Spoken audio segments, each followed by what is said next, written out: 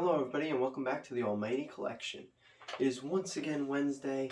Today is April 26th and that means it is New Comic Book Day. That is the best day of the week for us comic book fans. Now shortly I'm going to get into the books that I picked up this week and then I'll go over the two books that I will be reviewing from last week. Just so you know ahead of time, the two books I'm reviewing will be X-Men War Unconquered number 2 and Superboy Man of Tomorrow number 1. Now let's get into what I picked up this week. It's a very Teenage Mutant Ninja Turtle heavy week. And while this book isn't technically Teenage Mutant Ninja Turtles, it is the Kevin Eastman variant of Daredevil. Now this is something that probably should happen much earlier, but it is awesome to finally have a Kevin Eastman variant of a Daredevil comic, as obviously Daredevil was a huge influence on the creation of the Teenage Mutant Ninja Turtles. And I'm really hoping that this is kind of the first step in the direction of a crossover between Daredevil and Teenage Mutant Ninja Turtles. But we all know Marvel doesn't really love crossovers, so we'll see if that actually happens. Though the Turtles seem to be the kings of crossovers recently, as they just announced that they're doing the Stranger Things crossover. So many Turtles crossovers, so many Turtles books. Eventually I'm going to be picking up like 5 Teenage Mutant Ninja Turtle comics in the same week, and I'm not complaining. Next up, Teenage Mutant Ninja Turtles 139. This is the cover B version because I think it's nicer. I typically like the Eastman cover Bs, but yeah, so I decided that that's what I was going to pick up with TMNT 139. Now, this is the book I was most excited to pick up, Lost Years, number 3. I've been loving Lost Years. It's such a good series. Tom Waltz is just unrivaled. He's so good. And everybody working on this book, Eastman, Ben Bishop, they're all exceptionally talented. This will be one of the books that I will be reviewing for next week's video. Next up we have Armageddon Game number 7. Once again I went with the cover B because look how gorgeous this cover B is. Yeah, no, there's no way I was ever not getting this cover. Like, this cover is gorgeous. Now we've got the other book that I'll be reviewing for next week, Green Arrow number 1. It's Roy. I don't know if I'm actually tapping on him. It's Roy. Finally, we've got some Roy content. I'm a big Roy fan. I love the whole Green Arrow family. And this book seems like it's going to be a love letter to Green Arrow fans. So I'm very excited. It's already been, they announced, I want to say today, but maybe it was yesterday. I think it was actually yesterday. They announced that it's no longer a 6-issue miniseries, it's now a 12-issue maxi series. So hopefully, if it continues to sell well, we'll go even further and we'll end up with it being an ongoing series. We can only hope. Now, I am still very behind on Action Comics, but I picked up Action Comics 1054. I'm in the middle of reading through the Warworld saga. The back of this freaking bag is super dirty. Anyway, I'm in the middle of reading through the Warworld saga.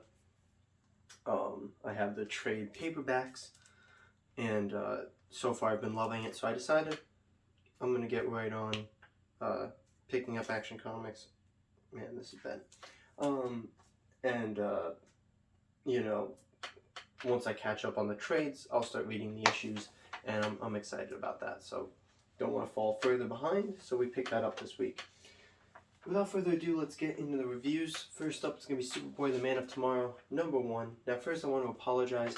I gave some incorrect information last week about this book. I was incorrect.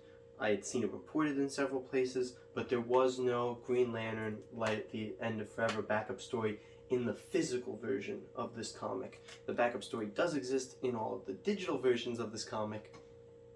That's where the mistake kind of came from. very disappointing. Did end up reading that story on online. It's only the first 6 pages. It's kind of just an intro, but it was okay. The art was phenomenal, and I kind of wish that I got to see more, because out of those 6 pages, it was just all right. I'll say 3 stars for Green Lantern at the End of Forever, for just what I saw, with the potential to be really good if it had been a full book. Superboy the Man of Tomorrow is it's a tough grade for me. It's a tough review for me to do, because I did really enjoy the story, but the art isn't for me. And that's not any shade on the artist. It's just not for me. It's not a style that I really like. The faces of all the characters look kind of off to me. It's not for me.